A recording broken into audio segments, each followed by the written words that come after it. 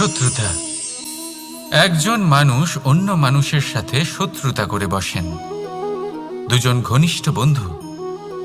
এমনও এক সময় আসতে পারে যখন এনারা একে অপরের শত্রু হয়ে ওঠেন।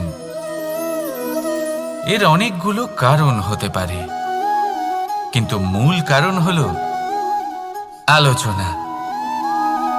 আগে হ্যাঁ, আপনি যদি কারোর বিষয়ে আলোচনা করেন তাহলে সে আপনার শত্রু হয়ে যেতে পারে। এবার মনে একটা প্রশ্ন আসতে পারে যে এটা কিভাবে সম্ভব হতে পারে? আলোচনা এটা তো অত্যন্ত জরুরি। যদি আমি নিজের বন্ধুর খারাপ কাজের বিষয়ে আলোচনাই না করি তাহলে সে শুধরবে কি করে?